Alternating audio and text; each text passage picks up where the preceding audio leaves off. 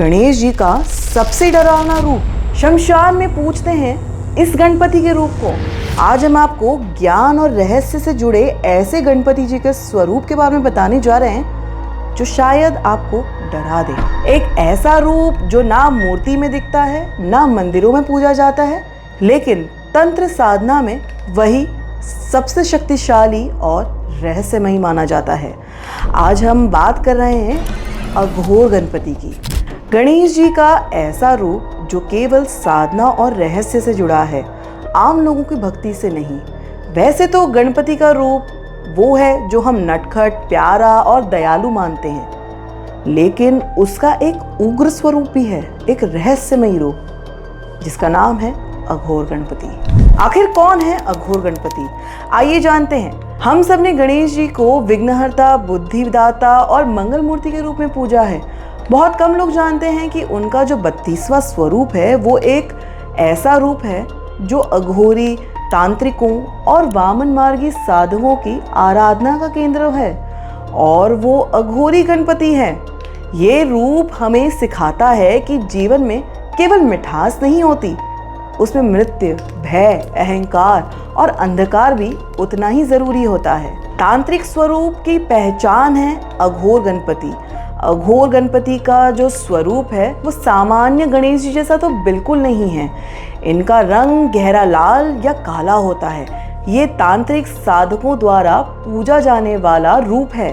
इनकी 4 भुजाएं होती हैं, 3 हाथों में 5 गांडीव और अस्त्र होते हैं, और एक दूसरे हाथ में एक नग्न देवी उनकी जांघ के ऊपर विराजमान होती हैं। चेहरे पर तेज भयभीत करने वाले नयन, दांत बाहर निकले हुए और गले में खोपड़ियों की माला।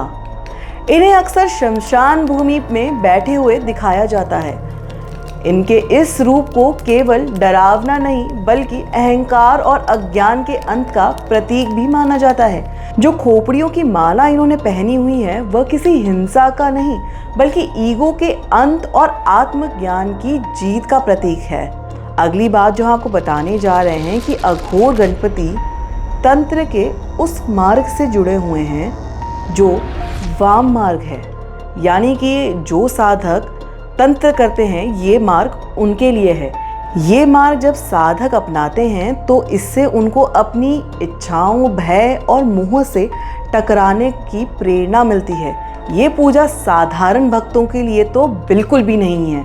तो अगर आप इसके लिए तैयार हैं तभी अघोर गणपति की पूजा करें। इसमें मंत्र, ध्यान और शमशान जैसे स्थलों पर विशेष साधनाएं होती हैं। माना जाता है कि अघोर गणपति की आराधना से व्यक्ति को आंतरिक बाधाओं जैसे डर, मोह, क्रोध और अहंकार से मुक्ति भी मिलती है। ऐसी मान्यता है कि शमशान जहां जीवन का अंत होता है वहीं अघोर गणपति का वास होता है। ये दर्शाता है कि सच्ची मुक्ति तभी मिलती है जब हम मृत्यु और जीवन दोनों को समझ लेते हैं। शमशान जहां हर चीज का अंत होता है वहीं से एक साधक के लिए नया जन्म शुरू होता है। अघोर गणपति इस बोध का प्रतीक है। पर ध्यान रहे, ये साधना सभी के लिए नहीं है। यह मार्ग उन लोगों के लिए है जो आत्मा की गहराई में उतरकर अपने सच्चे स्वरूप को जानना चाहते हैं, बिना किसी डर, दिखावे या सामाजिक बंधनों के। इस रूप की आराधना से साधक को न केवल बाहरी बल्कि भीतर के राक्षसों से भी मुक्ति मिलती है, और ये अघोर गणपति की कृपा है। गणपति जी के इस रूप का ज्ञान आम भक्त से ऊपर है।